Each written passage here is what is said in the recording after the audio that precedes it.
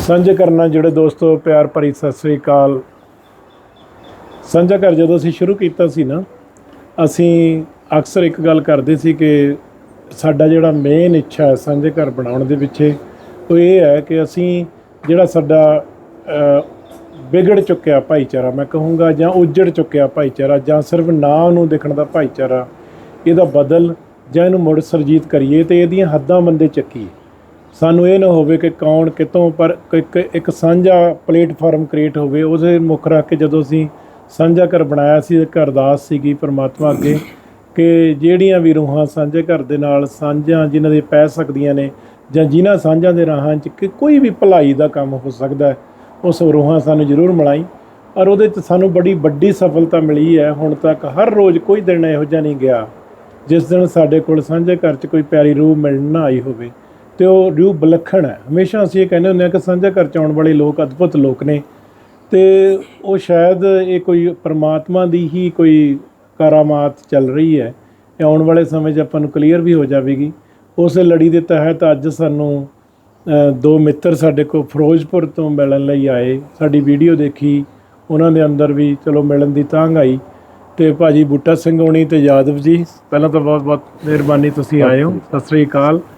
ਅਤੇ ਇਹਨਾਂ ਦਾ ਆਪਣੇ ਖੇਤਰ ਦੇ ਵਿੱਚ ਇਹਨਾਂ ਨਾਲ ਗੱਲਬਾਤ ਤਾਂ ਬਹੁਤ ਲੰਬੀ ਕੀਤੀ ਜਾ ਸਕਦੀ ਆ, ਪਰ ਮੈਨੂੰ ਇਹ ਸੀ ਕਿ ਸੰਖੇਪ ਜਿਹੀ ਜਾਣਕਾਰੀ ਇਹਨਾਂ ਤੋਂ ਲੈ ਕੇ ਤੁਹਾਡੇ ਨਾਲ ਵੀ ਸਾਂਝ ਪਵਾਈ ਜਾ ਸਕੇ, ਇਹਨਾਂ ਦੇ ਕੰਟੈਕਟ ਨੰਬਰ ਸ਼ੇਅਰ ਕੀਤੇ ਜਾਣ, ਅਤੇ ਆਉਣ ਵਾਲੇ ਸਮੇਂ ਦੇ ਵਿੱਚ ਵੀ ਇਹਦੇ ਨਾਲ ਸੰਬੰਧਿਤ ਜਾਣਕਾਰੀ ਸ਼ੇਅਰ ਕਰਦੇ ਰਹਾਂਗੇ।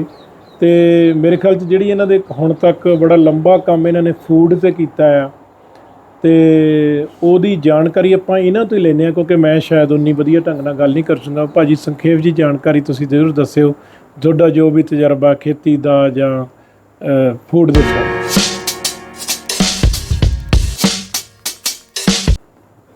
ਸਭ ਤੋਂ ਪਹਿਲਾਂ ਤਾਂ ਮੈਂ ਧੰਨਵਾਦੀ ਹਾਂ ਸਾਂਝਾ ਪਰਿਵਾਰ ਦੇ ਸਾਰੇ ਮੈਂਬਰਾਂ ਦਾ, ਜਿਨ੍ਹਾਂ ਦੀ ਮੈਂ ਇੱਕ ਵੀਡੀਓ ਵੇਖੀ ਸੀ YouTube ਦੇ ਰਾਹੀਂ, ਜਿਹਦੇ 'ਚ ਭੈਣ ਜੀ ਹੋਰਾਂ ਨੂੰ ਇਹ ਵੇਖਿਆ ਸੀ ਵੀ ਇਹਨਾਂ ਨੇ ਕਾੜਨੀ ਦੇ ਵਿੱਚ ਜਿਹੜਾ ਦੁੱਧ ਰੱਖਿਆ ਸੀ ਨਾ, ਉਹਦੇ ਬਾਰੇ ਇਹਨਾਂ ਨੇ ਜਾਣਕਾਰੀ ਦਿੱਤੀ ਸੀਗੀ ਵੀ ਇਹਨਾਂ ਨੇ ਸ਼ੁਰੂ ਕੀਤਾ।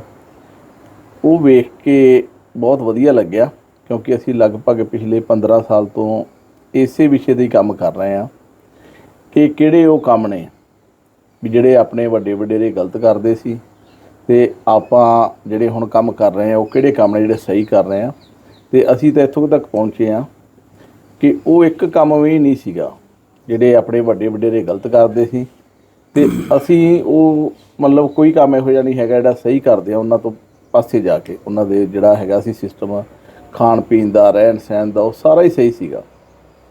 ਅਤੇ ਅਸੀਂ ਪਿਛਲੇ 15 ਸਾਲ ਤੋਂ ਦੇਸੀ ਗਾਵਾਂ ਦੇ ਨਾਲ ਜੁੜੇ ਹਾਂ, ਇਸ ਵਿਸ਼ੇ 'ਤੇ ਕੰਮ ਕੀਤਾ ਹੈ।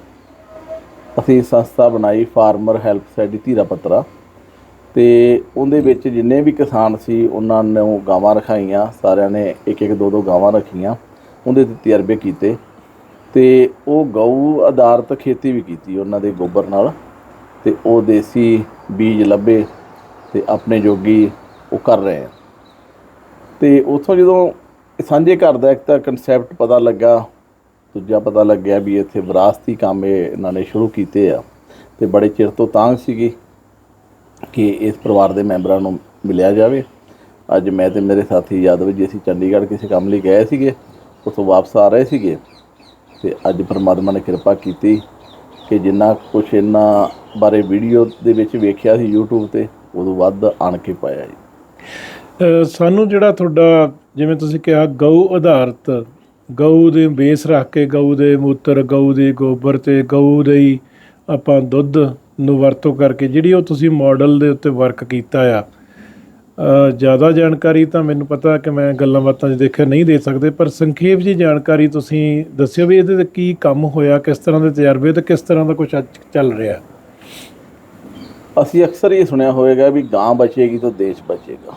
ਇਹ ਗੱਲ ਬਿਲਕੁਲ ਠੀਕ ਹੈ।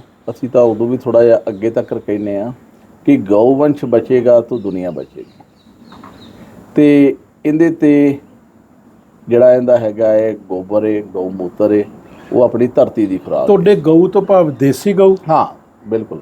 ਓਕੇ ਠੀਕ ਹੈ ਗਊ ਤੋਂ ਭਾਵ ਦੇਸੀ ਗਊ। ਦੇਸੀ ਜਿਹੜੀ ਸਾਹੀਵਾਲ ਆਪਾਂ ਜਿਹਨੂੰ ਕਹਿੰਦੇ ਆ। ਸਾਹੀਵਾਲ ਜਿਵੇਂ ਪੰਜਾਬ ਦੀ ਹੈ, ਅੱਛਾ ਜੀ। ਰਾਠੀ ਰਾਜਸਥਾਨ ਦੀ ਹੈ, ਅੱਛਾ ਇਹ ਦੇਸੀ ਗਊਆਂ ਵੀ ਅਲੱਗ-ਅਲੱਗ ਕਿਸਮ ਅਲੱਗ ਨਹੀਂ ਬਿਲਕੁਲ। ਠੀਕ ਹੈ ਜੀ। ਇਹ ਕੁਦਰਤ ਨੇ ਵੱਖ-ਵੱਖ ਏਰੀਏ ਦੇ ਹਿਸਾਬ ਤੇ ਉੱਥੇ ਜਿਹੋ ਜਿਹਾ ਮੌਸਮ ਹੈ। ਸਾਹੀਵਾਲ ਦੇਸੀ ਗਊ ਆ ਜਿਹੜੀ ਇਹ ਪੰਜਾਬ ਦੀ ਨਸਲ? ਹਾਂ ਇਹ ਪੰਜਾਬ ਦੀ ਨਸਲ। ਠੀਕ ਹੈ ਜੀ। ਇਹ ਲਗਭਗ 1965 ਤੱਕ ਇਹ ਦੁਨੀਆ ਦਾ ਸਭ ਤੋਂ ਵੱਧ ਦੁੱਧ ਦੇਣ ਵਾਲੀ ਗਾਂ ਸੀਗੀ। ਪਹਿਲਾਂ ਮੇਰੇ ਖਿਆਲ 'ਚ ਘਰਾਂ 'ਚ ਆਮ ਹੁੰਦੀਆਂ ਸੀ। ਘਰਾਂ 'ਚ ਆਮ ਹੁੰਦੀਆਂ ਸੀ ਤੇ ਹੁਣ ਤਾਂ ਬਿਲਕੁਲ ਅਲੋਪ ਹੋ ਗਈਆਂ। ਹੁਣ ਤਾਂ ਇਹਨਾਂ ਦੀ ਗਿਣਤੀ ਬਹੁਤ ਘੱਟ ਰਹਿ ਗਈ ਹੈ। ਪਿਓਰ ਗਾਵਾਂ ਜਿਹੜੀਆਂ ਬਹੁਤ ਘੱਟ ਰਹਿ ਗਈਆਂ, ਇਸ ਕਰਕੇ ਇਹ ਮਹਿੰਗੀਆਂ ਮਿਲਦੀਆਂ ਕਾਫੀ। ਤੇ ਇਹਦੀ ਜਗ੍ਹਾ ਤੇ ਜਿਹੜੀਆਂ ਦੇਸੀ ਗਾਵਾਂ ਨੇ, ਕੋਈ ਵੀ ਦੇਸੀ ਗਾਂ ਜਿਹੜੀ ਬੰਨ ਵਾਲੀ, ਠੀਕ ਹੈ, ਉਹ ਆਪਾਂ ਅਜੇ ਵੀ ਆਪਾਂ ਨੂੰ ਆਮ ਮਿਲ ਜਾਂਦੀਆਂ। ਉਹ ਬੰਨ ਵਾਲੀ ਗਾਂ ਹੋਵੇ। ਇਹਦੇ ਤੇ ਫਿਰ ਕੀ ਕੰਮ ਕਰਿਆ ਜੀ ਮੋੜੇ ਨੂੰ ਸਰਜੀਤ ਕਰਨ ਲਈ ਤੁਸੀਂ? ਇਹਦੇ ਤੇ ਨਸਲ ਸੁਧਾਰ ਤੇ ਕੰਮ ਕੀਤਾ ਜੀ। ਇਹ ਜਦੋਂ ਤੋਂ ਇਹ ਮੋਦੀ ਸਰਕਾਰ ਆਈ, ਇਹਨਾਂ ਨੇ ਵੀ ਇਹਦੇ ਤੇ ਮਤਲਬ ਕਾਫੀ ਕੋਸ਼ਿਸ਼ ਕੀਤੀ, ਸਰਕਾਰਾਂ ਨੂੰ ਫੰਡ ਦਿੱਤੇ ਗੋਕਲ ਗ੍ਰਾਮ ਮਿਸ਼ਨ ਦੇ। ਅੱਛਾ ਜੀ। ਵੀ ਇਹਨਾਂ ਤੇ ਨਸਲ ਸੁਧਾਰ ਹੋਵੇ, ਪਰ ਜਿੰਨਾ ਹੋਣਾ ਚਾਹੀਦਾ ਸੀ ਉਸ ਹਿਸਾਬ ਤੇ ਹੋ ਨਹੀਂ ਪਾਇਆ। ਤੇ ਇਹਦੇ ਤੇ ਆਪਦੇ ਵੱਲੋਂ ਕੋਸ਼ਿਸ਼ ਕਰ ਰਹੇ ਆ, ਸਰਕਾਰਾਂ ਨਾਲ ਰਲ ਮਿਲ ਕੇ ਵੀ ਕੋਸ਼ਿਸ਼ ਕੀਤੀ ਤੇ ਆਪਦੇ ਪੱਧਰ ਤੇ ਵੀ ਲੱਗੇ ਆ। ਕਾਫੀ ਜਿਹੜੇ ਆਪਣੇ ਕਿਸਾਨ ਵੀਰ ਨੇ ਉਹਨਾਂ ਨੂੰ ਇਧਰਲੇ ਪਾਸੇ ਜੋੜਿਆ, ਗਾਵਾਂ ਉਹਨਾਂ ਦੇ ਘਰਾਂ 'ਚ ਰਖਾਈਆਂ। ਜਿਨ੍ਹਾਂ ਨੂੰ ਵੀ ਗਾਵਾਂ ਰਖਾਈਆਂ ਨੇ, ਉਹਨਾਂ ਨੂੰ ਜਿਨ੍ਹਾਂ ਨੂੰ ਗਾਂ ਸਹੀ ਮਿਲ ਗਈ, ਠੀਕ ਹੈ, ਉਹ ਬਹੁਤ ਜ਼ਿਆਦਾ ਸੰਤੁਸ਼ਟ ਨੇ। ਉਹ ਆਂਦੇ ਵੀ ਵਾਕਿਆ ਹੀ ਇਹ ਮੱਝ ਨਾਲੋਂ ਜਾਂ HF ਗਾਂ ਨਾਲੋਂ ਇਹਦਾ ਦੁੱਧ ਤਾਂ ਗੁਣਕਾਰੀ ਹੈਗਾ ਹੀ ਹੈ, ਤੇ ਇਹਦਾ ਰੱਖ ਰਖਾਅ ਦਾ ਜਿਹੜਾ ਖਰਚਾ ਵੀ ਘੱਟ ਹੈ, ਤੇ ਇਹਦਾ ਦੁੱਧ ਵੀ ਬਹੁਤ ਜ਼ਿਆਦਾ ਵਧੀਆ। ਬਿਮਾਰ ਵੀ ਦੂਜੀਆਂ ਗਊਆਂ ਨਾਲੋਂ ਘੱਟ ਹੁੰਦੀ ਹੈ? ਹਾਂ ਬਿਲਕੁਲ, ਬਿਮਾਰ ਵੀ ਘੱਟ ਹੁੰਦੀ। ਇਹਦਾ ਫਿਰ ਬੇਸਿਕਲੀ ਜੇ ਫਰਕ ਸਿਰਫ ਇੱਕ ਖੁਰਾਕੀ ਤੱਤਾਂ ਦਾ ਜੀ ਦੁੱਧ ਦੇ ਵਿੱਚ, ਜਾਂ ਇਹਦਾ ਜਿਹੜਾ ਗੋਬਰ ਆ ਉਹ ਕੋਈ ਪੋਜ਼ਿਟਿਵ ਅਸਰ ਪਾਉਂਦਾ ਜ਼ਮੀਨ ਤੇ? ਹਾਂਜੀ, ਇਹਦੇ ਬਾਰੇ ਅਸਲ 'ਚ ਤਾਂ ਦੇਸੀ ਤਰੀਕੇ ਨਾਲ ਹੀ ਦੱਸ ਸਕਦੇ ਹਾਂ। ਅਸੀਂ ਤਾਂ ਇਹ ਵੇਖਿਆ ਵੀ ਜਿਹੜੀ ਜ਼ਮੀਨ ਦੇ ਵਿੱਚ ਦੇਸੀ ਗਾਂ ਦਾ ਅਸੀਂ ਗੋਬਰ ਪਾਇਆ, ਠੀਕ ਹੈ ਜੀ, ਉਹਦੇ 'ਚ ਸਾਡਾ ਝਾੜ ਤਾਂ ਵਧਿਆ ਹੀ ਹੈ, ਪਰ ਜਿਹੜੀ ਨਿਊਟ੍ਰੀਸ਼ਨ ਵੈਲਿਊ ਉਹਦੇ ਵਿੱਚ ਹੈਗੀ ਹੈ, ਅਸਲ 'ਚ ਤਾਕਤ ਹੈਗੀ ਜਿਹੜੀ ਜ਼ਮੀਨ ਦੇ ਵਿੱਚ, ਜ਼ਮੀਨ ਦੇ ਰਾਹੀਂ ਅਨਾਜ ਦੇ ਵਿੱਚ ਆਉਣੀ ਹੈ, ਉਹ ਜਿਹੜੇ ਦੇਸੀ ਗਾਂ ਦੇ ਗੋਬਰ ਰਾਹੀਂ ਆ ਸਕਦੀ, ਗਊ ਆਧਾਰਿਤ ਖੇਤੀ 'ਚੋਂ ਆ ਸਕਦੀ। ਉਹ ਹੁਣ ਆਪਾਂ ਜੇ ਹੋਰ ਕਿਸੇ ਕੋਈ ਜਾਨਵਰ ਦਾ ਗੋਬਰ ਪਾਉਣੇ ਆ ਤੇ ਉਹਦੇ 'ਚ ਉਹ ਗੱਲ ਨਹੀਂ ਬਣਦੀ ਗੀ। ਮੱਝ ਨਾਲੋਂ ਇਹਦਾ ਫਰਕ ਹੈ? ਹਾਂ ਫਰਕ ਹੈ। ਉਹਦੇ 'ਚ ਸਾਡਾ ਝਾੜ ਤਾਂ ਜ਼ਰੂਰ ਵੱਧ ਜਾਏਗਾ, ਪਰ ਉਹ ਕੁਆਲਿਟੀ ਉਹ ਨਹੀਂ ਬਣਦੀ। ਜਾਂ ਅਸੀਂ ਵਲੈਤਨ ਗਾਂ ਦਾ ਗੋਬਰ ਪਾਉਣੇ ਆ ਤੇ ਉਹ ਗੱਲ ਨਹੀਂ ਬਣਦੀ। ਇਸ ਕਰਕੇ ਜਿੱਥੇ ਆਰਗੈਨਿਕ ਖੇਤੀ ਕਰਨੀ ਹੈ ਤੇ ਉਹਨੂੰ ਤਾਂ ਅਸੀਂ ਹੁਣ ਨਾਂ ਦਿੱਤਾ ਹੈ ਵੀ ਗਊ ਆਧਾਰਿਤ ਖੇਤੀ। ਜਿਹੜੀ ਅਸਲ ਖੇਤੀ ਹੈ, ਦੇਸੀ ਬੀਜ ਹੋਣ, ਦੇਸੀ ਗਾਵਾਂ ਦਾ ਗੋਬਰ ਹੋਵੇ, ਤੇ ਉਹ ਜਿਹੜੇ ਹੈਗੀ ਹੈ ਉਹ ਅਨਾਜ ਆਪਣੇ ਲਈ ਬਹੁਤਾ ਗੁਣਕਾਰੀ। ਅਸੀਂ ਦੇਸੀ ਤਰੀਕੇ ਨਾਲ ਤੇ ਖੋਜ ਕੀਤੀ, ਤੇ ਸਾਡੀ ਟੀਮ ਦੇ ਮੈਂਬਰ ਸਾਡੇ ਨਾਲ ਹੈਗੇ ਨੇ ਯਾਦਵ ਜੀ, ਤੇ ਇਹ ਸਾਨੂੰ ਸਾਇੰਸ ਦੇ ਤਰੀਕੇ ਨਾਲ ਸਾਡੇ ਨਾਲੋਂ ਜ਼ਿਆਦਾ ਵਧੀਆ ਤਰੀਕੇ। ਹਾਂ ਬਿਲਕੁਲ। ਮੈਂ ਯਾਦਵ ਜੀ ਤੁਹਾਨੂੰ ਇਹ ਪੁੱਛਣਾ ਚਾਹੁੰਦਾ ਹੈ ਕਿ ਜਿਹੜਾ ਚਲੋ ਭਾਈ ਇਹਦੇ ਤੇ, ਕਿਉਂਕਿ ਇੱਕ ਆਪਾਂ ਇਨਫੋਰਮੇਸ਼ਨ ਸ਼ੇਅਰ ਕਰ ਰਹੇ ਹਾਂ ਜੀ, ਇਹ ਉਹ ਇਨਫੋਰਮੇਸ਼ਨ ਹੈ ਸ਼ਾਇਦ ਜਿਹਦੇ ਬਾਰੇ ਜ਼ਿਆਦਾਤਰ ਲੋਕਾਂ ਨੂੰ ਅਜੇ ਅਵੇਅਰਨੈਸ ਨਹੀਂ। ਸਾਡੇ ਕੋਲ ਹੋਰ ਵੀ ਕੁਦਰਤੀ ਖੇਤੀ ਨਾਲ ਜੁੜੇ ਜਦੋਂ ਮਿੱਤਰ ਆਉਂਦੇ ਨੇ, ਉਹ ਕਹਿ ਰਹੇ ਨੇ ਕਿ ਫੂਡ ਮੁੱਕ ਰਿਹਾ। ਸਾਨੂੰ ਲੱਗਦਾ ਫੂਡ ਕਿੱਥੇ ਮੁੱਕ ਰਿਹਾ, ਪਰ ਜਦੋਂ ਗੱਲ ਕਰਦੇ ਨੇ ਵੀ ਖੁਰਾਕੀ ਤੱਤਾਂ ਵਾਲਾ ਫੂਡ, ਜਿਸ ਫੂਡ ਦੇ ਵਿੱਚ ਖੁਰਾਕੀ ਤੱਤ ਹੀ ਨਹੀਂ, ਤੇ ਮੈਂ ਇਹ ਪੁੱਛਣਾ ਚਾਹੁੰਦਾ ਹੈ ਕਿ ਜਿਹੜੀ ਇਹਦੇ ਬਾਰੇ ਵਾਦ-ਵਿਵਾਦ ਹੋਈ ਜਾਂਦਾ ਹੈ ਵੀ ਕੀ ਸਾਇੰਟੀਫਿਕ ਬੇਸ ਰਿਸਰਚ ਕੋਈ ਹੋ ਚੁੱਕੀ ਹੈ ਇਹਦੇ ਤੇ, ਜਿਹਦੇ ਤੋਂ ਪਤਾ ਲੱਗ ਸਕੇ ਕਿ ਜਦੋਂ ਗਊ ਮੂਤਰ ਜਾਂ ਗਊ ਦਾ ਗੋਬਰ ਆਪਾਂ ਖੇਤ 'ਚ ਪਾਉਂਦੇ ਆ, ਉਹਦੇ ਨਾਲ ਜਿਹੜੀ ਨਿਊਟ੍ਰੀਸ਼ਨ ਵੈਲਿਊ ਉਹ ਤੇ ਇੱਕ ਮੱਝ ਦੇ ਗੋਬਰ ਦੀ ਜਾਂ ਜਿਹੜੀਆਂ ਵਿਲਾਇਤੀ ਗਊਆਂ ਨੇ, HF ਗਊਆਂ ਨੇ, ਉਹਨਾਂ ਦੇ ਗੋਬਰ ਨਾਲ ਜਿਹੜਾ ਨਿਊਟ੍ਰੀਸ਼ਨ ਤੱਤਾਂ ਦਾ ਕੋਈ ਫਰਕ है जी?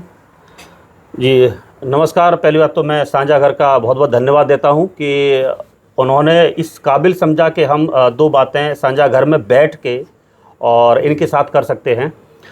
और जो सवाल है, असल में वो सवाल बहुत लोगों के माइंड में आता है।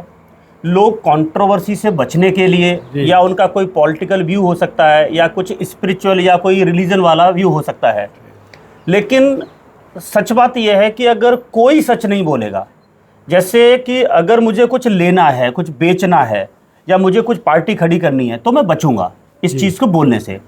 जब मुझे सिर्फ और सिर्फ परमात्मा और सृष्टि का ख्याल रखना है, या मैं सिर्फ ब्रह्मांड की या ब्रह्मा से जुड़ी बातें करूं, या मैं गुरबानी की बातें करूंगा, तो मुझे तो सच बोलना चाहिए। बिल्कुल।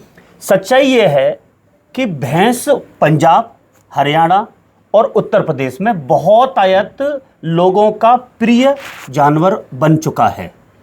और जैसे ही हम भैंस के खिलाफ या भैंस को थोड़ा सा भी डिमोट करते हैं, तो एक बवाल पैदा होता है।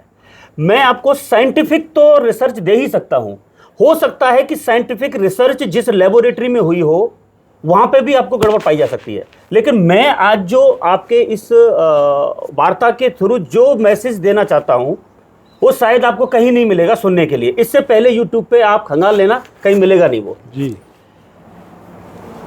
पहले हम ये चेक कर रहे हैं कि उसका गोबर पॉजिटिव है नेगेटिव है कि नहीं है। पहले ये चेक कर लेते हैं कि भैंस और देसी गाय में अंतर क्या है। क्या भैंस का दूध हमारे लिए ठीक है या भैंस से हमको कोई दिक्कत? हमको भैंस से कोई दिक्कत नहीं है, भैंस एक बहुत प्यारा जानवर है, लेकिन वो एक निगेटिव इकोलॉजी का जानवर है। सृष्टि में निगेटिव इकोलॉजी के भी जानवर हैं, पॉजिटिव इकोलॉजी के भी जानवर हैं। अब ये सवाल ये उठता है कि आप किससे ज़्यादा रिलेशन में हैं, आपके जो सेल्स हैं, आपका जो शरीर है वो किससे ज़्यादा कोरिलेट है। तो परमात्मा ने एक लेबोरेटरी हमारा शरीर दिया हुआ है। आप ये करना कि एक भैंस खड़ी है, और जब मैं गाय बोलूं तो देसी गाय ही समझना, साहिवाल, लाठी, थारपारकर, कांकरेज, भद्री, बलाही, यही समझना। आप एक गाय खड़ी है, एक भैंस खड़ी है। अननोइंगली मैं आपको कहता हूं कि आपको किसको गले लगाने का मन कर रहा है, तो नेचुरल जो सेंस होगा आप सबसे पहले गाय के पास जाएंगे जी। क्योंकि परमात्मा ने आपकी आंख को क्या चीज खूबसूरत लगेगी वही आपके लिए सबसे ज्यादा कंपेटेबल है। दूसरा, आप देसी गाय का जो गोबर है वहां पे कितना भी गोबर पड़ा होगा आपको स्मेल नहीं आएगी। या प्रैक्टिकल करना, ये सिर्फ सुन के मानना नहीं है। अच्छा। आप देसी गाय के गोबर को सूंघना और भैंस के गोबर को सूंघना, आपको फर्क पता लग जाएगा। जिस चीज में बदबू आती है वो आप नहीं खाते ना, तो जब भैंस के गोबर में बदबू आती है आपकी नाक को लगती है, तो वही गोबर जब आपकी खेत में जाएगा तो वो निगेटिव इकोलॉजी और निगेटिव वायरस को पैदा करेगा। आप बोल रहे हो कि नहीं वो पेड़ तो बड़ा होगा, मैं ये कहता हूं कि ताकत अच्छी चीज है कि बुरी चीज है। अगर किसी निर्बल और किसी कमजोर आदमी को कोई व्यक्ति मार रहा है अपनी ताकत से, ताकत बुरी है। वही ताकत से अगर किसी को कोई बचा रहा है तो ताकत अच्छी है। यानी कि झाड़ बड़ा होना या वो ग्रीन ज्यादा हो जाना इस बात का प्रतीक नहीं है कि वो अच्छा भी है कि नहीं है। तो हमारा जो देसी गाय का जो दूध है वो पीने योग्य है, भैंस का दूध पीने योग्य नहीं है। एक रिलीजियस एग्जाम्पल और दे देता हूँ आपको। मैंने 2 सेंसर के द्वारा बताया जो आप अपने शरीर से चेक करेंगे।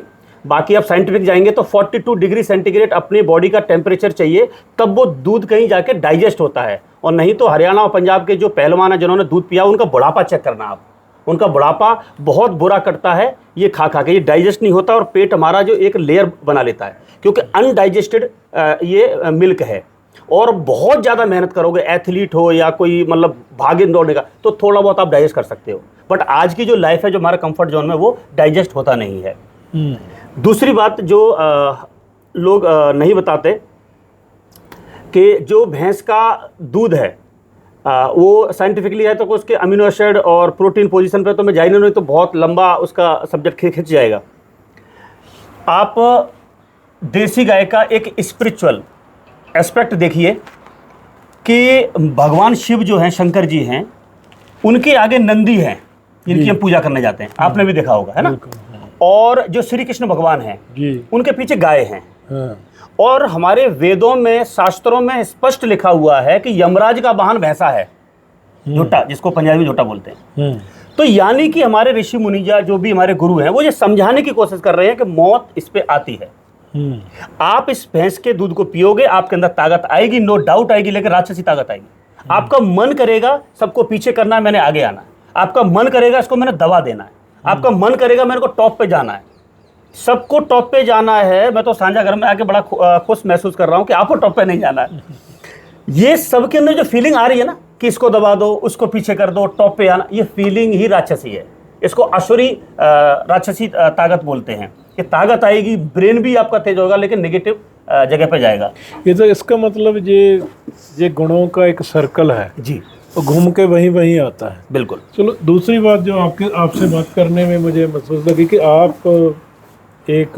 आपके अंदर भावना है, जहाँ मैं तो समझता हूँ कि भावना हमारी नहीं होती है, ये अकाल पुरख की होती है, एग्जिस्टेंस की होती है, हम माध्यम बनते हैं। जी जी। तो इसके लिए हम धन्यवादी भी समझते हैं कि हम बने, कि हमसे कोई कुछ करवा रहा है। करेक्ट। सो वो जो आपका अंदर की भावना है कि आप सोचते हैं कि आप सर्विस में हैं, सर्विस के निकलने के बाद आप फूड पे काम करना चाहते हैं, अवेयरनेस पे काम करना चाहते हैं, या आप इसके अलावा कुछ इसको जो इकोनॉमिक पक्ष है उसको भी छुएंगे?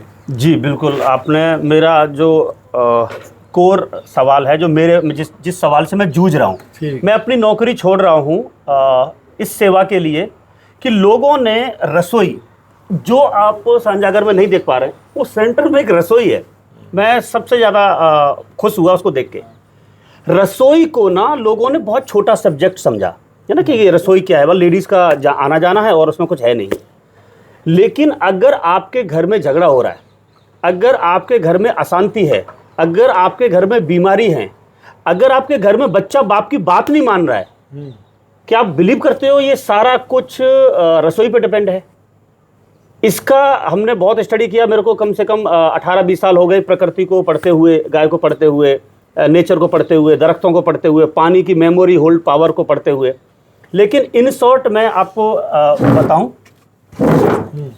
कि हमारे जो इसे आप मुझसे सवाल पूछ रहे हैं, तो अब आपको मैं पूछूं कि ये आप जो सवाल पूछ रहे हैं, ये जो विचार हैं आपके दिमाग में कहाँ से आ रहे हैं? पहला क्वेश्चन तो ये है कि भाई दिमाग से आ रहे हैं। अब सेकंड क्वेश्चन में अगर मैं आपको पूछूं कि दिमाग में कहाँ से आ रहे हैं, जो कि आपने उसका जवाब दिया है करेक्ट, तो अब मैं भी यहीं बैठा हूँ, आप भी यहीं बैठे हैं, परमात्मा आपका भी है, मेरा भी है। आपका जो ब्रेन है उसमें परमात्मा कुछ अलग थॉट भेज रहा है, मेरे में अलग भेज रहा है, इनके में अलग भेज रहा है, जो भी हमारे वीडियो को रिकॉर्ड कर रहे हैं भाई उनके में। तो मुझे एक चीज़ बताइए, सबका अलग अलग क्यों है, कहाँ से आ रहे हैं? तो अगर ये पता लग जाए कि थॉट आता कहाँ से है, तो फिर हमको ठीक भी कर सकते हैं।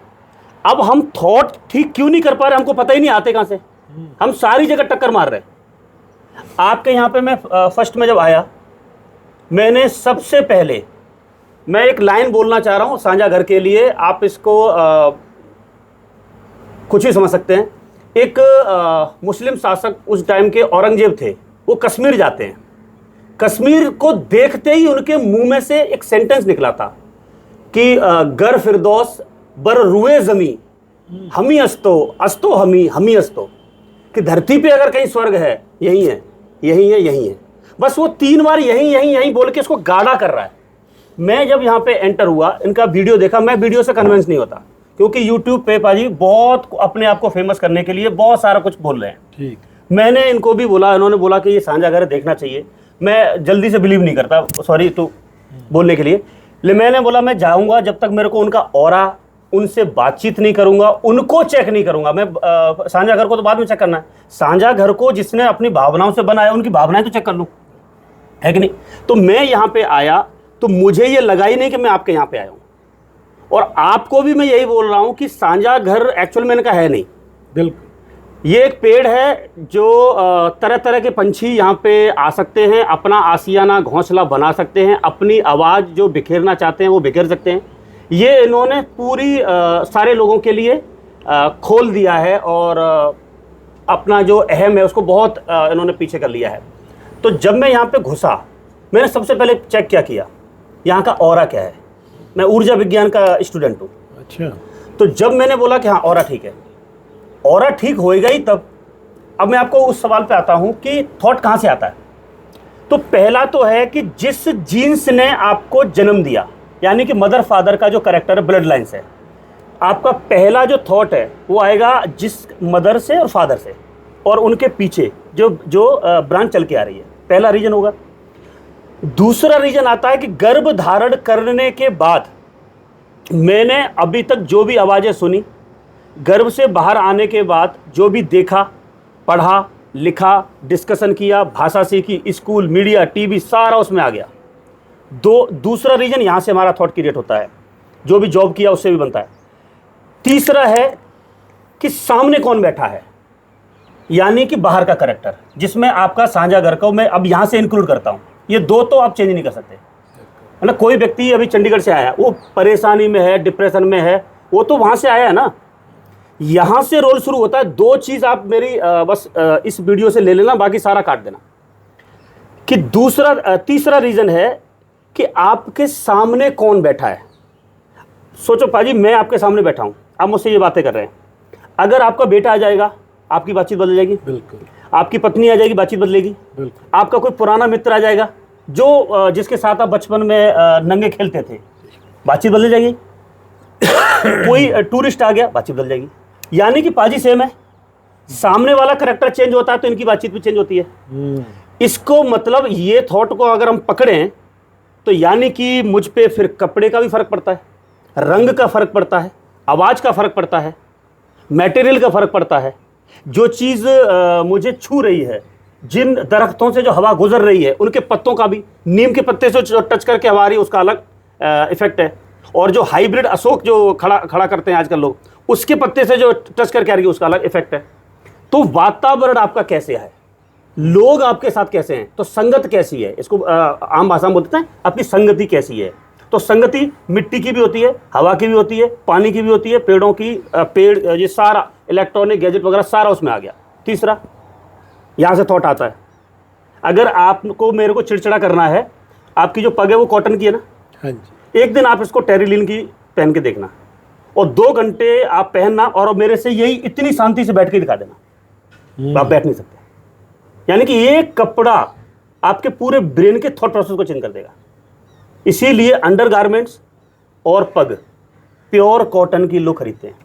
मैं बाहर से कितना भी चकाचौंध पहन लूँ, लेकिन अंदर सारे वही कपड़ा खरीद रहे हैं जो नेचर से ज़्यादा करीब है। बिल्कुल, है ना, वो भी प्योर नहीं बचा है, वो बात की बात है। चौथा, जिसके लिए ये पूरी कहानी मैंने बोली, चौथा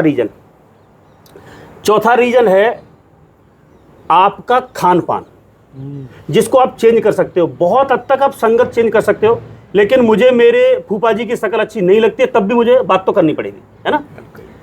लेकिन अगर आप खान पान को समझ जाते हैं कि खान पान से भी आपके थॉट क्रिएट होते हैं, बदलते हैं। तो जैसा खाओ अन्न वैसा होवे मन, जैसा पियो दूध वैसी होवे बुद्ध, जैसा पियो पानी वैसी होवे बानी। ये हमारे बुजुर्गों ने सिंपल वे में बताया, लेकिन इसका पूरा साइंटिफिक रिसर्च, पूरी थ्योरी है। जापान में बहुत साइंटिस्ट हैं, इस पे रिसर्च कर चुके हैं। तो आपका खान पान अगर शुद्ध होगा, यानी कि जो आप अनाज खाते हो अनाज नहीं होता, वो रोटियां नहीं है, वो साग नहीं है, एक्चुअल में वो बैक्टीरिया हैं, वो जिंदा है। आप जिंदा खाना ही खाते हो और करोड़ों इंटेलिजेंस आप खाते हो, क्योंकि आप जिस दाने को खा रहे हो ना, उस दाने को पता है कि मुझे कैसे पत्ते निकालने हैं, कैसे फ्रूट निकालने हैं, कौन सा मान लीजिए टेस्ट देना है, कड़वा देना है, मीठा देना है, वैसा देना है। तो यहाँ पे मुझे जो सबसे अच्छा लगा, मैं ये तो नहीं बोलूँगा आप उसमें कंप्लीट है, आप इस रास्ते में भी है ना, तो भी बहुत बात है। आपकी भावना ये है यहाँ पे खाना अच्छा शुद्ध होना चाहिए, बिल्कुल, है ना। अब कोई ना कोई ऐसा इंसान आपके सांझे घर में अपने आप जुड़ जाएगा जो आपके खाने को शुद्ध करने में आपकी हेल्प कर देगा। बिल्कुल। आपने सिर्फ एक भाव लिया कि खाना अच्छा होना चाहिए, कैसे होना चाहिए, आप एक्सपर्ट तो नहीं है ना। बिल्कुल। मैं मेरी पूरी लाइफ बदल गई इनसे मिलने के बाद। सिर्फ एक थॉट ने मेरी पूरी लाइफ चेंज कर दी। तो मेरे जीवन में ये आ गए। मैं पहले से बहुत टैलेंटेड हूँ, लेकिन मतलब एनर्जी किधर देनी है, ये भी करना है, वो भी करना है, टॉप पे जाना है, पैसा कमाना है, वो बहुत सारी फीलिंग थी। वो सारी फीलिंग मर गई और अब इतनी संतुष्टि है कि जो भी काम करते हैं ना, दिल से करते हैं। जो भी अच्छा काम कर रहे हैं उनको हेल्प करने में अब सुकून सब मिलता है कि भाई जो अच्छा काम कर रहा है उसका दिल टूटता है, कहीं कहीं वो भी कमज़ोर पड़ता है। अगर आपने उसको जाके सराहना नहीं दी, वो टूट जाएगा। भाईचारा, आपने बोला ना भाईचारा जो खत्म हो रहा है, जी, भाईचारा खत्म ही यहाँ से हो रहा है। एक व्यक्ति अच्छा काम कर करके, अच्छा सांझा घर बहुत अच्छा काम कर रहा है, ठीक है, वो तो हम आपको ही पता है ना कि कितनी मेहनत लगती है, कितना पैसा लगता है। आपने पानी की तरह पैसा यहाँ पे बहाया। अब अगर आपका दिल टूट रहा है, मैं आपको पैसे नहीं दे सकूं, कम से कम इतना तो कह सकूं कि पाजी मजा आ गया, इतना तो कह सकता हूं। हिम्मत तो देनी चाहिए। बहुत फ़र्क पड़ता है। बेसिकली मैं उस बात पे बाद में आता हूँ। एक छोटी सी घटना बता देता हूँ कि हमारे लिए हौसला क्या होता है। एक तरफ को यहाँ की स्ट्रगल है, एक तो हम 25-30 साल के बाद यहाँ आए, वो कनेक्शन को रिवाइव करना, यहाँ के सिस्टम का हिस्सा बनना। लेकिन उस स्ट्रगल में जब हमारे साझा घर में हम एक चक्कर निकालने भी जाते हैं ना, जब किसी को पता लग जाता कि इनका है, एक तो वो बोलते हैं कि बाजी बहुत सुंदर है, और कई बार ऐसे कमेंट भी मिलते हैं कि हमारा विश्वास उठ गया था कि टिकाऊ नाम की भी कोई चीज़ होती है, यहाँ आके हमारा विश्वास दोबारा बन गया। फिर हौसला मिलता है कि नहीं, लोग हैं।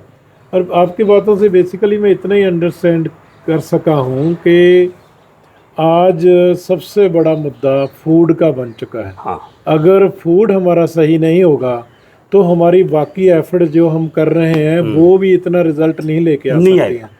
सो इस पे हम कुछ बता सकते हैं कि जो हमें सुन रहे हैं थोड़े संक्षेप शब्दों में जी। कि वो उनको आप क्या अपील कर सकते हैं, क्या आने वाले समय में हम साझा घर में से भी कोशिश करेंगे कि कुछ और किया जाए, लेकिन आप संक्षेप में उनको कुछ झंझोड़ें, कुछ अपील करें, कुछ विनती करें कि सब लोग अपने घरों का अगर ख्याल रखना चाहते हैं, उसमें उन्नति चाहते हैं, तो फूड पे वो कैसे ध्यान दें, फूड कैसे असर करता है। बिल्कुल पाजी, सवाल ही बहुत इम्पोर्टेंट है कि पहले तो मैं बता दिया आपको कि फूड हमारे जीवन में सिर्फ ये ताकत के लिए, चलने फिरने के लिए, ज़्यादा जिंदा रहने के लिए नहीं। आपका शरीर चलता है ब्रेन से, पूरी दुनिया चल रही है ब्रेन से, आपकी जॉब मिलती है ब्रेन से, गाड़ी चलती है ब्रेन से। अगर ये ठीक है ना तो आपका सब कुछ ठीक चलेगा। तो हमको सबसे पहला स्टेप क्या करना है, जितने भी जेंट्स, स्पेशली मैं जो जेंट्स हैं उनको ये बोलता हूं, आज सबसे ज़्यादा ध्यान देने वाली बात है जेंट्स को रसोई में। अगर आपकी जो वाइफ अकेली है, पहले तो कंबाइंड फैमिली होते थे, अब तो नहीं है, तो आपको बहुत सारी उसकी हेल्प करनी पड़ेगी। आपको ये देखना पड़ेगा कि आप हिसाब लगाइए 1 तारीख से लेके 31 तारीख तक कितना जहर हम रसोई में खरीद के लाते हैं, और एक बार उसकी कॉस्ट निकालना, तब आपको पता चलेगा कि नेचुरल खाना जो हम खाते हैं वो महंगा क्यों है, या अभी आपको महंगा नहीं लगता होगा, चलो अच्छी बात है। अगर आप वो कॉस्ट निकालोगे तो देखोगे कि आप अपने बच्चों को खुद अपने पैसे से जहर खरीद के और मार रहे हैं। अगर ऐसे में बोलूं कि आप अपने बच्चों को प्यार करते हैं, हाँ प्यार करते हैं, बोला सारा कुछ तो इनके लिए नहीं, आप झूठे हैं या आपने गौर नहीं किया, आप अपने बच्चों के दुश्मन हैं। इसीलिए वो बच्चे आपको बुढ़ापे में केयर नहीं करते, इसीलिए वो आपको साइड रूम में डाल देते हैं, क्योंकि जब छाती से चिपका के पालने का समय था तो माँ ने उसको वॉकर में डाल दिया या आया को पालने के लिए बोल दिया। और जब उनके फूड पे, हम एक बच्चे का खाना चेक नहीं कर सकते, हम उसका पानी चेक नहीं कर सकते, हम उसका हवा चेक नहीं कर सकते, तो हमको गार्जियंस और पेरेंट जो अंग्रेजी वर्ड में उनमें नहीं जाता। माँ पियो दा हक आपको नहीं है, आपको अपनी रसोई में जाना पड़ेगा। मेरा खाना कहाँ से आता है, मेरा गेहूं कहाँ से आता है, मेरा दूध कहाँ से आता है, मुझे ऑयल क्या यूज़ करना चाहिए, नमक कौन सा यूज़ करना चाहिए, चीनी कौन सी यूज़ करना चाहिए। आपका काम है बर्तन चेंज करना चाहिए। अगर नहीं कर सकते हो, इतना तो कर ही सकते हो कि एक बार आपको देखना है, इधर आ जाओ। अगर आपको कुछ अच्छा आता है जो इनके पास नहीं है, आप इनको बता के चले जाओ, ये बड़े मतलब फ्री माइंड है। अगर आप देखते हो कि नहीं इनकी रसोई में कुछ होना चाहिए, यहाँ प्लस भी करके जा सकते हो, अपने घर के लिए यहाँ से सीख के भी जा सकते हो। तो हम एक दूसरे के पास जाएं। बिल्कुल यादव जी, ये शुरू से हो रहा है साझा वाली बात जी। साझा घर जितना हमने प्यार का हाथ उड़ाया ना, खोला, हमें भी बहुत लोग प्यार करते हैं और बहुत हेल्प करने की कोशिश करते हैं। कई बार भले भी वो हम चीज़ पहले ही जानते हैं, लेकिन हम ध्यान से सुनते हैं। सुनते क्यों हैं कि हम उनकी भावना देखते हैं कि यार इसकी भावना है कि ये मेरी हेल्प करनी चाहता है। उस स्पिरिचुअल पक्ष में भी होता है, हेल्थ के भी होता है, सोशली भी होता है। सो मेरे ख्याल में मेरा जो दूसरा सवाल का हिस्सा था कि आप इस विषय में क्या करना चाहते हैं और क्या कर रहे हैं, उसको थोड़ा बता सकते हैं। ठीक है, अभी मैं रिटायरमेंट ले चुका हूँ। पाजी तो थकार के बैठ गए थे, इनसे रिक्वेस्ट किया है कि दोबारा से आप समाज को दिशा दें। आप सिर्फ दिशा दें, बाकी तो हम कर लेंगे। हमने एक अवेयरनेस शुरू की है। वर्क तो हम भी नहीं कुछ कर रहे हैं, ना कुछ बेच रहे हैं, ना कुछ कर रहे हैं। एक अवेयरनेस शुरू की है कि हम लोगों की रसोई सुधारेंगे और समझाएंगे पहले, और उनको जो भी प्लेटफॉर्म मिलेगा वहाँ पे आप जहाँ पे भी इकट्ठे होंगे, हम आपको एक बार रसोई का मात्र 20-25 मिनट का मेरा लेक्चर है, वो मैंने तैयार किया है, जो कि बड़ा इफ़ेक्टिव है। और वो इसलिए इफ़ेक्टिव है कि उसमें जो झूठ सूट है ना, जो जिससे कंट्रोवर्सी होती है, वो सारा मैंने डर ख़त्म कर दिया है कि अब सीधा सीधा बात करेंगे। तो अभी हमने एक तरह से लेक्चर ही तैयार किया है, और बैकग्राउंड में अच्छे अच्छे लोग हैं जो आपको पूरी इंडिया से जुड़े हुए हैं। वो लोग अच्छी चीज़ें कहाँ से मिलेंगी हम उनका आपको पता बता सकते हैं। जैसे मुझे आपने बोला तो यार थोड़ा सा रेस्ट करना है, सुकून में सोना है, और आप लुधियाना से गुजर रहे हैं, तो मेरे ब्रेन में आ जाएगा आप ठीक है, आप साझागर चले जाओ। तो मुझे एक ठिकाना ये मिल गया। जैसे अभी तो ऐसे ही अच्छे लोग पूरे भारत में हैं, तो उनके कॉन्टैक्ट हमारे पास हैं। और अगर आप नेचुरल हाउस की स्किल कि आपका घर कैसा होना चाहिए, तो मैंने ट्रेनिंग लिया हुआ है नेचुरल हाउस बनाने में। आपके यहाँ पे मैंने बहन जी से बात किया हुआ है, एक मड का जो हट है, या तो कोई बनाएगा तो मैं उसको फार्मूला दे दूंगा, हालांकि मुझे मना है वो फार्मूला देने के लिए, लेकिन मैं आपके लिए दूंगा। एक मड वाली जो हट है वो मैं बनाऊंगा, और आपकी आंख बंद करके उसके अंदर लेके जाऊंगा, और आप खुद बताओगे कि क्या फीलिंग है। ठीक, तो आपका घर और आपकी रसोई कैसी हो, इस बात के लिए हम अवेयरनेस फैला रहे हैं। जो प्रोडक्ट आपके रसोई में होने चाहिए उनकी एक लिस्ट बना रहे हैं, कहाँ कहाँ से वो सोर्स हो सकते हैं, उनके हम कॉन्टैक्ट, उनके नंबर जो अच्छा काम कर रहे हैं, क्योंकि उनका भी दम टूटने वाला है। बहुत बहुत हद तक वो भी बेच नहीं पा रहे हैं, वो घाटे में खा के बंद कर रहे हैं। यूट्यूब पे सारा झूठ बोल रहे हैं कि वो प्रॉफिट में, कोई प्रॉफिट में नहीं है। इनको बचाना भी एक सेवा का काम है। इनसे आप चीज़ें खरीद लेना, तो यही सेवा है। समाज सेवा का भी मैं सोचता हूँ कि कंसेप्ट चेंज करने की ज़रूरत है। अब तक हम समाज सेवा समझते हैं किसी का इलाज करा दिया, किसी को खाना दे दिया, या किसी को स्कूल की फीस भर दी, उसकी कोई आउटपुट नहीं है। आज की समाज सेवा में हमें इस बात पे आना पड़ेगा कि जो सबकी प्रॉब्लम है, एक ही नहीं, जो सबकी प्रॉब्लम है हम उसको समाज सेवा का हिस्सा बनाएं। बिकॉज फूड तो सबकी प्रॉब्लम है। मेरे ख्याल ਭਾਜੀ ਵੀ ਕੁਝ ਐਡ ਕਰਨਾ ਚਾਹੁੰਦੇ ਨੇ। ਹਾਂਜੀ, ਔਰ ਤੁਸੀਂ ਸਮਾਜ ਸੇਵਾ ਦੀ ਦਿਸ਼ਾ ਬਦਲਣ ਵਾਲੇ ਗੱਲ ਕੀਤੀ ਹੈ। ਮੈਂ ਅਕਸਰ ਇਹ ਮੇਰਾ ਮੰਨਣਾ ਹੈ, ਮੈਂ ਕਹਿੰਦਾ ਰਹਿਣਾ ਲੋਕਾਂ ਨੂੰ ਵੀ ਜੇ ਤੁਸੀਂ ਸਮਾਜ ਸੇਵਾ ਸ਼ੁਰੂ ਕਰਨੀ ਹੈ ਨਾ, ਆਪਦੇ ਘਰ ਤੋਂ ਕਰ ਲਓ, ਆਪਦੇ ਪਰਿਵਾਰ ਤੋਂ ਕਰ ਲਓ। ਗੁਰਬਾਣੀ ਆਪਾਂ ਨੂੰ ਜੀਵਨ ਜਿਉਣ ਦੀ ਜਾਚ ਦੱਸਦੀ, ਗੁਰਬਾਣੀ ਵੀ ਇਹ ਦੱਸਦੀ ਵੀ ਘਰ ਸੁਖ ਵਸਿਆ ਬਾਹਰ ਸੁਖ ਪਾਇਆ। ਬਿਲਕੁਲ। ਤੇ ਜੇ ਆਪਾਂ ਦੇਸੀ ਗਾਂ ਦਾ ਦੁੱਧ ਜਿਹੜੇ ਘਰ ਦੇ ਵਿੱਚ ਆ ਗਿਆ, ਇਹ ਸੁਧੀਰ ਯਾਦਵ ਜੀ ਨੂੰ ਵੀ ਤਜਰਬਾ ਕਰਵਾਇਆ, ਜਦੋਂ ਇਹਨਾਂ ਦੇ ਘਰੇ ਦੇਸੀ ਗਾਂ ਦਾ ਦੁੱਧ ਰਸੋਈ 'ਚ ਆ ਗਿਆ, ਤੇ ਮੈਂ ਨਾ ਨਾਮ ਵੀ ਸਮਝ ਲਓ ਵੀ ਪਰਮਾਤਮਾ ਦੀ ਕਿਰਪਾ ਹੋ ਗਈ, ਜਾਂ ਸਮਝ ਲਓ ਵੀ ਗਊ ਕਿਰਪਾ ਹੋ ਗਈ। ਇਹਦੇ 'ਚ ਕੋਈ ਸ਼ੱਕ ਵਾਲੀ ਗੱਲ ਨਹੀਂ। ਦੇਸੀ ਗਾਂ ਦਾ ਦੁੱਧ ਆ ਗਿਆ, ਜਿਹੜਾ ਆਪਾਂ ਦੁੱਧ ਵਰਤ ਰਹੇ ਆ, ਉਹਨੂੰ ਸਿਰਫ ਆਪਦਾ ਕੁਝ ਦਿਨਾਂ ਵਾਸਤੇ ਵਰਤ ਕੇ ਬਦਲ ਕੇ ਵੇਖ ਲਓ, ਤੇ ਉਦੋਂ ਗਾਂ ਅਗਲਾ ਕੰਮ ਜੇ ਤੁਹਾਡੇ ਘਰੇ ਕਾੜਨੀ ਆ ਗਈ, ਤੇ ਕਾੜਨੀ ਤੋਂ ਜਿਹੜਾ ਸਾਰਾ ਸਿਸਟਮ ਜਿਹੜਾ ਬੁੱਧੀ ਜਿਹੜਾ ਕਿ ਮੁਸ਼ਕਲ ਨਹੀਂ, ਕੋਈ ਮੁਸ਼ਕਲ ਨਹੀਂ। ਅਸੀਂ ਆਪਣੇ ਤਜਰਬੇ ਦੱਸਦੇ ਹਾਂ ਕਿ ਬਿਲਕੁਲ ਮੁਸ਼ਕਲ ਨਹੀਂ। ਬਿਲਕੁਲ ਜੀ, ਆਮ ਸਾਡੇ ਭੈਣ ਭਰਾਵਾਂ ਨੂੰ ਇਹ ਲੱਗ ਰਿਹਾ ਜੀ ਇਹ ਤਾਂ ਬੜਾ ਕੰਮ ਔਖਾ ਹੈ, ਕਿੱਥੋਂ ਦੀ ਦਾਲ ਤੇ ਕਿੱਥੋਂ ਦੂਸਰੀ ਦਾਲ ਨਾ ਬਣਾਉਣੀ ਸੌਖੀ, ਕਿੱਥੋਂ ਪਾਥੀਆਂ ਲੈ ਕੇ ਆਵਾਂਗੇ, ਕਿਵੇਂ ਇਹਨੂੰ ਕਰਾਂਗੇ, ਕੁਛ ਔਖਾ ਕੰਮ ਨਹੀਂ ਗਾ। ਅਸੀਂ ਹੁਣ ਚੰਡੀਗੜ੍ਹ ਤੋਂ ਆ ਰਹੇ, ਤੁਹਾਨੂੰ ਦੱਸਿਆ, ਉੱਥੇ ਇੱਕ ਪਰਿਵਾਰ ਸਾਡੇ ਕੋਈ ਨੇਟ ਵਾਲਾ ਹੈਗਾ ਸੀਗਾ, ਉੱਥੇ ਭੈਣ ਜੀ ਬਹੁਤ ਸਿਆਣੇ ਸੀ, ਉਹਨਾਂ ਨੇ ਜਦੋਂ ਗੱਲਾਂ ਬਾਤਾਂ ਉਹਨਾਂ ਦੇ ਘਰੇ ਰਾਤ ਰੁਕੇ ਕੀਤੀਆਂ, ਅਸੀਂ 8-10 ਦਿਨ ਪਹਿਲਾਂ ਆਏ ਸੀ ਉਹਨਾਂ ਕੋਲੇ, ਜਦੋਂ ਇਹ ਗੱਲਬਾਤ ਕੀਤੀ, ਹੁਣ ਜਾ ਕੇ ਵੇਖਿਆ ਰਾਤੀ ਵੀ ਉਹਨਾਂ ਦੇ ਘਰੇ ਰੁਕੇ ਸੀਗੇ, ਉਹਨਾਂ ਦੇ ਘਰੇ ਕਾਰਡ ਨਹੀਂ फ्लैट ਦੇ ਵਿੱਚ ਚੱਲ ਰਹੀ ਸੀ। चंडीगढ़ में और टॉप फ्लोर के फ्लैट में धुआं निकल रहा है बढ़िया से, और वो नज़ारे ले रहे हैं। कोई प्रॉब्लम नहीं, इसमें अच्छा बहुत लगता है। इन चीज़ों थोड़ा ना मानसिक दशा चेंज करने की ज़रूरत है। अच्छा, मेरे ख्याल में समय हमें इजाज़त नहीं देगा कि हम बहुत लंबी बात करें। यादव जी, कभी स्वब बनेगा, हम परमात्मा से अरदास करते हैं कि ऐसे ही सांझ बढ़ती रहे। हमारा मेले होते हैं साझा घर की, कोशिश करते हैं कि उन मेलों में कोई ना कोई ऐसा कुछ अरेंज कर सके जिसमें हम अपनी बात बूथ लगा के बता सकें, कुछ इन्फॉर्मेशन हो आप भी करें।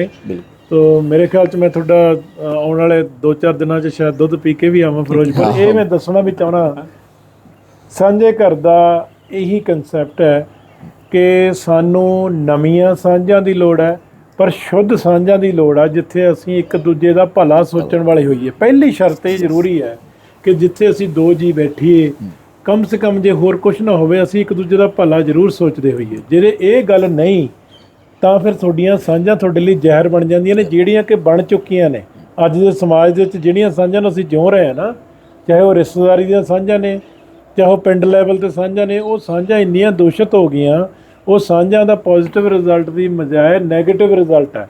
ਇਹ ਸਾਡੀ ਇੱਛਾ ਸੀ ਜੀ ਕਿ ਅਸੀਂ ਇੱਕ ਦਿਨ ਬੈਠਾਂਗੇ, ਸਾਡੀਆਂ ਜ਼ਰੂਰ ਨਵੀਆਂ ਸਾਂਝਾਂ ਆਉਣਗੀਆਂ, ਜਿਨ੍ਹਾਂ 'ਚ ਕਮ ਸੇ ਕਮ ਇੱਕ ਚੀਜ਼ ਜ਼ਰੂਰ ਹੋਊਗੀ ਕਿ ਅਸੀਂ ਇੱਕ ਦੂਜੇ ਦਾ ਭਲਾ ਸੋਚਾਂਗੇ। ਇਹ ਇੱਕ ਦੂਜੇ ਦੇ ਭਲੇ ਦੇ ਵਿੱਚ ਹੀ ਜੁੜ ਕੇ ਸਭ ਦਾ ਭਲਾ ਹੈ। ਤੁਹਾਡੀ ਬਹੁਤ ਬਹੁਤ ਮਿਹਰਬਾਨੀ, ਤੁਸੀਂ ਆਏ ਹੋ। ਆਉਣ ਵਾਲੇ ਸਮੇਂ 'ਚ ਵੀ ਇਸੇ ਤਰ੍ਹਾਂ ਹੀ ਜਿਹੜੇ ਸੱਜਣ ਮਿੱਤਰ ਸਾਡੇ ਕੋਲ ਆਉਂਦੇ ਨੇ। ਸਾਡੀ ਕੋਸ਼ਿਸ਼ ਰਹੇਗੀ ਤੁਹਾਡੀ ਸਾਂਝ ਉਹਨਾਂ ਨਾਲ ਪਾਉਂਦੇ ਰਹੀਏ, ਤੇ ਬਹੁਤ ਬਹੁਤ ਮਿਹਰਬਾਨੀ ਜੀ। ਧੰਨਵਾਦ।